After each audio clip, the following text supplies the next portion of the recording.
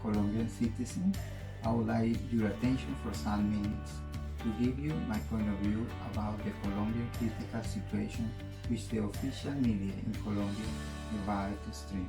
Perhaps you have reference about Colombia through famous artists, football players, and the news and several television series which shows the mafia and drug trafficking over there and the way they face the establishment through terrorist attacks. Maybe you have watched the international news headlines recently about the huge protests in Colombia caused by attacks, reform that the current government led by the President Iván Duque wants to impose on a poor people and on the middle class without taking into account that Colombia is one of the countries with the worst handling of the COVID-19 in the world. For example, during the pandemic, the small and medium Colombian industries have gone bankrupt without receiving any support from the government. Instead, the government has support and financed large national corporations and banks. In addition, Colombia is facing a costly war against drug traffic, having one of the most expensive investments in arms, technology, and armed forces in the entire South American region.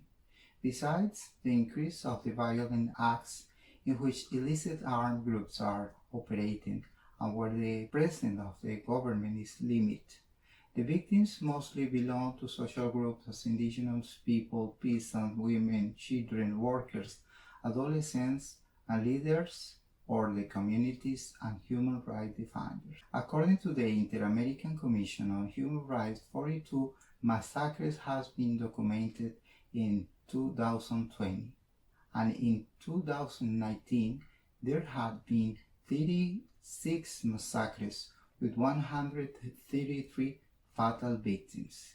It should be noted, however, that the conflict flared up in 2002 when Álvaro Uribe Vélez became president, leading a government program that promised to eliminate the FARC, Revolutionary Armed Forces of Colombia, a guerrilla group formed in the 50s as a consequence of the government failure to listen the demands of the peasants who were demanding a better distribution of the land. During his government, he created, promoted, and support paramilitary groups called Convivir to wipe out the FARC at any price and being supported by very rich Colombian families, the Colombian army, and some politicians.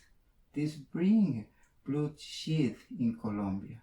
Lots of massacres of innocent people who were not involved in the conflict.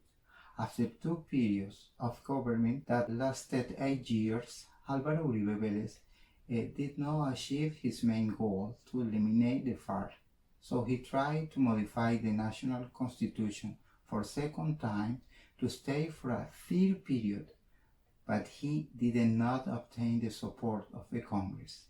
The next president, Juan Manuel Santos, who was the defense minister during the government of Álvaro Uribe Vélez, decided to go ahead with his own political policies and he decided to negotiate a peace agreement with the FARC. Finally, Santos got the agreement and he was internationally recognized with the Nobel Prize. But this decision was not well received by Álvaro Uribe, who took distance from Santos and refused to accept the peace agreement signed by the Colombian government and the FARC. He objected to the peace treaty and led a campaign against the peace treaty.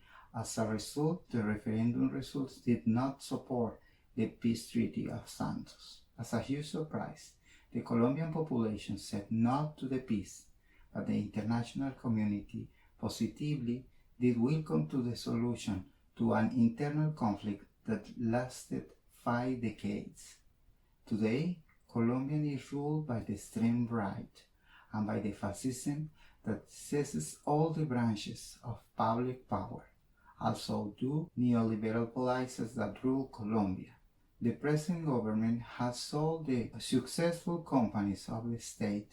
The big corporations are granted tax exceptions. The political elite earn more than 50 times more of the minimum salary, multiple benefits and tax exceptions, and now they are trying to a tax reform to make middle class and poor people to support a corrupt state allied with the mafia and paramilitary forces.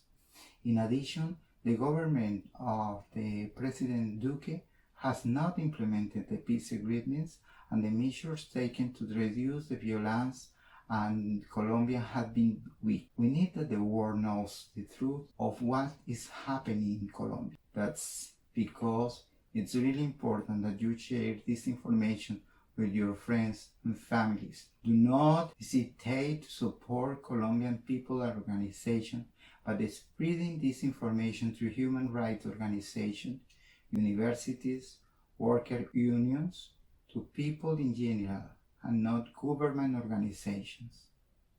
Thank you very much for your attention.